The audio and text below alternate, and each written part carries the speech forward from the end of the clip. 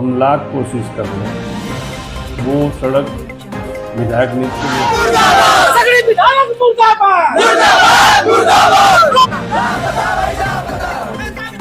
Bharatiya Janata party का यहाँ खाता नहीं खुला है, लिहाजा भारतीय जनता पार्टी यहाँ सौतेला व्यवहार करती कि कुछ तथाकथित स्लीपर सेल्स हमारे समाजवादी पार्टी में हैं। आज हमारे तरफ रहेंगे, कल को बसपा का प्रचार करेंगे, परसों भाजपा का प्रचार करेंगे। आजमगढ़ में लापता विधायक की कहानी में आया सबसे बड़ा ट्विस्ट। जनता ने सवाल पूछे, विधायक ने पलटवार किया है और ऐसा पलटवार की पूरी सियासत हिल गई। क्या आजमगढ़ के विकास को रोका जा रहा है? क्या डॉक्टर साहब के पीछे बीजेपी की स्लीपर सेल पड़ी है या अपनी ही पार्टी के भीतर छिपे हैं दुश्मन? विधायक के एक एक आरोप का करेंगे ऑपरेशन। कहानी इतनी उलझी है कि आपकी सांसें रुक जाए, तो बने रहिए अंत तक हमारे साथ। नमस्कार, स्वागत है आपका द पब्लिक एक्सप्रेस के डिजिटल प्लेटफॉर्म पर। मैं हूं जितेंद्र यादव।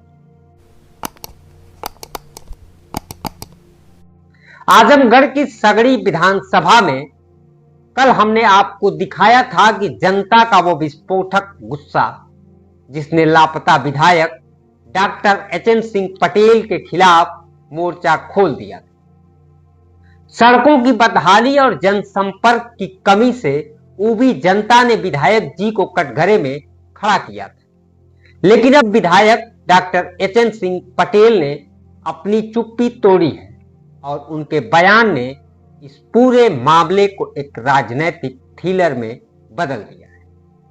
विधायक मुर्दाबाद के नारों के बीच विधायक डॉक्टर एचएन सिंह पटेल पर सवालों की बौछार हो रही।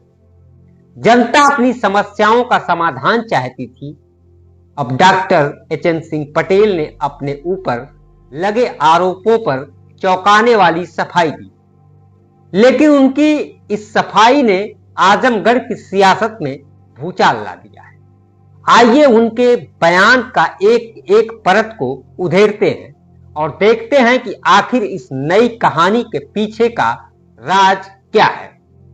विधायक जी का पहला हथियार है, जिस सड़क पर संग्राम मचा है वो उनकी जिम्मेदारी नहीं बल्कि मंडी परिषद की है। जिस रोड की वो लोग बात कर रहे थे, वो रोड मंडी परिषद से बनी हुई है और हम लाख कोशिश कर लें, वो सड़क विधायक नीति से नहीं बन सकती। मंडी परिषद में मैं आपको दिखाता हूँ, ये हमारा लेटर है 6/4/24 का, उप निदेशक निर्माण मंडी समिति आजमगढ़। इस पे लेटर देने के बाद उन लोगों का जवाब आता है कि इसके निर्माण को तब सुनिश्चित किया जाएगा जब मद में पैसा आ जाएगा, और उन्होंने इसके लिए लेटर भी लिखा था। सवाल यह है कि क्या सिर्फ चिट्ठी लिखकर विधायक अपनी जिम्मेदारी से पल्ला झाड़ सकते हैं? क्या जनता के वोटों का मतलब सिर्फ कागजी कार्रवाई है या एक जनप्रतिनिधि का फर्ज इससे भी कहीं ज्यादा है? और अब आता है विधायक जी का सरकारी आरोप। डॉक्टर पटेल का कहना है कि आजमगढ़ में सपा के सभी विधायक और सांसद होने के कारण बीजेपी सरकार उनके जिले के साथ सौतेला व्यवहार कर रही है और जानबूझकर विकास के कार्य रोके जा रहे हैं। मैं अपनी जागरूक जनता को ये बताना चाहता हूँ कि आप लोग भारतीय जनता पार्टी के बहकावे में ना आए।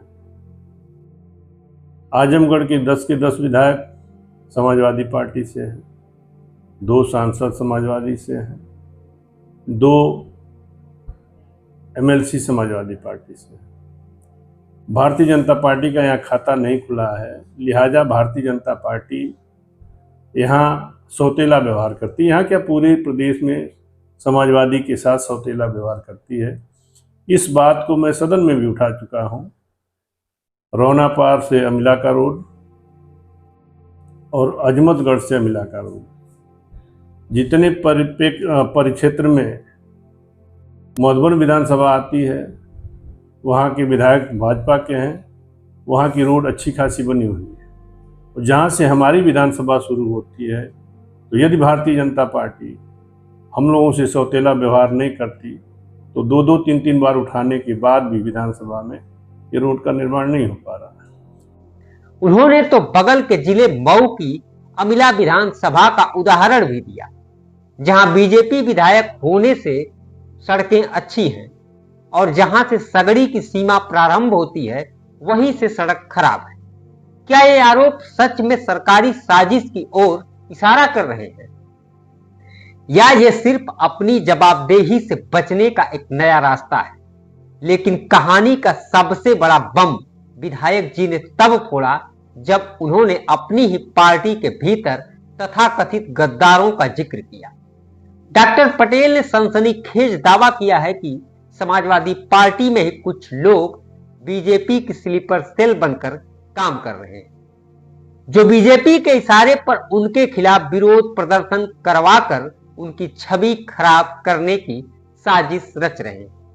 ये लोग कभी बसपा का प्रचार करते हैं, कभी बीजेपी का। यह आरोप इतना बड़ा है कि इसने पूरी सपा में खलबली मचा दी है। क्या सच में समाजवादी पार्टी के भीतर बीजेपी की स्लीपर सेल काम कर रही है? क्या विधायक जी अपनी ही पार्टी के अपनों से घिरे हुए हैं? और क्या आजमगढ़ की ये लड़ाई सिर्फ सड़कों की नहीं बल्कि घर के भेदियों की है? कार्यकर्ताओं से हम अनुरोध करेंगे, निवेदन करेंगे कि कुछ तथाकथित स्लीपर सेल्स हमारे समाजवादी पार्टी में हैं। आज हमारे तरफ रहेंगे, कल को बसपा का प्रचार करेंगे, परसों भाजपा का प्रचार करेंगे। तो ऐसे तथाकथित स्लीपर सेल से भी आप सावधान रहें जो आपको बरगलाते हैं।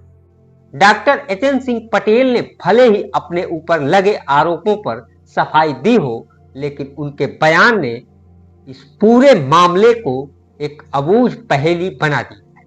क्या आजमगढ़ की जनता विधायक जी की इन दलीलों से सहमत होगी?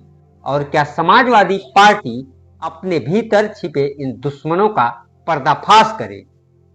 सवालों के जवाब अभी आने बाकी हैं। फिलहाल इस रिपोर्ट में बस इतना ही। वैसे आप इस मुद्दे पर क्या सोचते हैं? अपनी राय कमेंट में लिख करके जरूर बताइए। नमस्कार।